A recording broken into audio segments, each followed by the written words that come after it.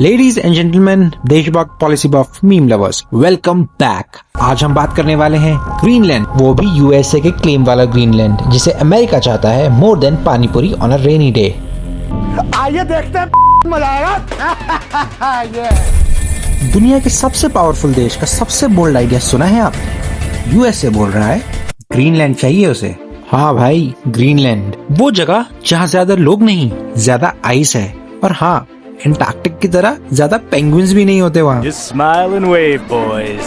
तो ग्रीनलैंड एक giant ice covered island है जिसका पॉपुलेशन लगभग 57,000 है, और ये डेनमार्क की एक ऑटोनॉमस टेरिटरी है, जिसका मतलब है ये डेनमार्क के कंट्रोल में है, और वो क्लियरली कहते हैं we are not selling it. या फिर तेरा बाप यहाँ छोड़कर गया था कि तेरी माँ? सोचो एक दिन आप शांति से डेनमार्क के अंडर रह रहे हो और अचानक से वर्ल्ड का सुपर पावर आके बोलता है ये हाथ हमको दे दे ठाकुर। और जब डेनमार्क बोले नहीं, तो रिप्लाई आता है We are going to do something on Greenland, whether they like it or not. Mr. Trump, off.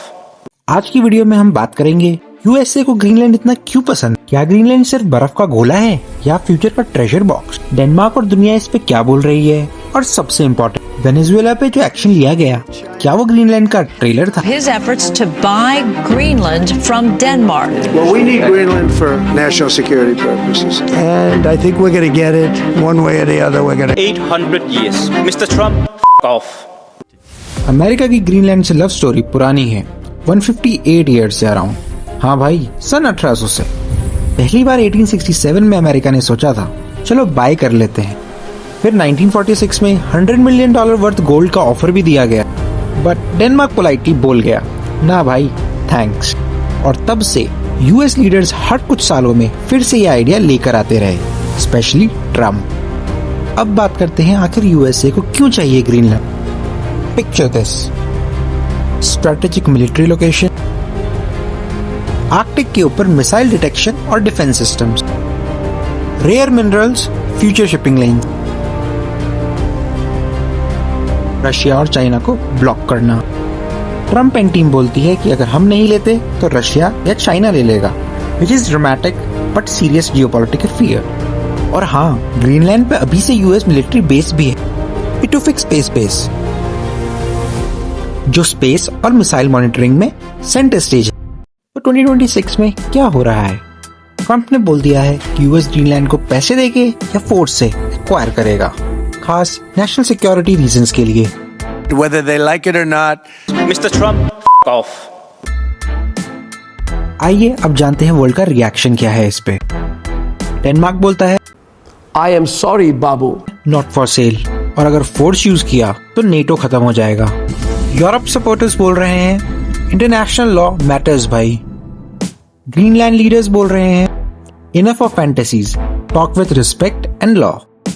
अब लोग पूछ रहे हैं वेनेजुएला के अटैक के बाद ही क्या यूएस को ग्रीनलैंड याद आया?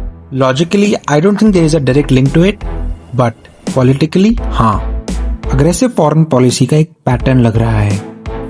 Recent US military intervention in Venezuela, इसके अंदर दे कैप्चर्ड मडूरो, ने वर्ल्ड को काफी शॉक कर दिया है। और फिर जब यूएस ने ग्रीनलैंड के ऑप्शन डिस्कस किए तो लगने लगा कि यूएस अब एग्रेसिव मोड में आ गया है। लेकिन फैक्ट ये है, ग्रीनलैंड मैटर और वेनेजुएला मैटर दोनों डिफरेंट मोटिव से हैं। वेनेजुएला का रीजन है ऑयल और रीजनल इन्फ्लुएंस, वहीं ग्रीनलैंड का रीजन है आर्कटिक का स्ट्रेटेजिक चोक होल्ड और चाइना रशिया ब्लॉक करना। तो कनेक्टेड नैरेटिव जरूर है, बट डायरेक्ट कॉज नहीं है। वर्ल्ड का कहना है really you are threatening a NATO ally now. Denmark ने वार्न कर दिया है कि ऐसे ही एग्रेसिव मूव से नेटो फ्रेमवर्क टूट सकता है।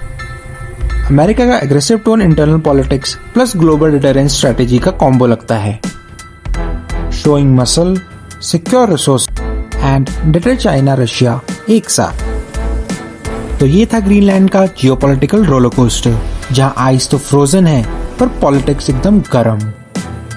Will USA get it? Will Denmark से नो? अब ये तो वक्त ही बताएगा। बट जाते जाते एक चीज जरूर बोलना चाहूंगा, Trump, off. वीडियो पसंद आई हो तो प्लीज लाइक, शेयर और सब्सक्राइब जरूर कर दीजिएगा। तब तक के लिए गुड बाय।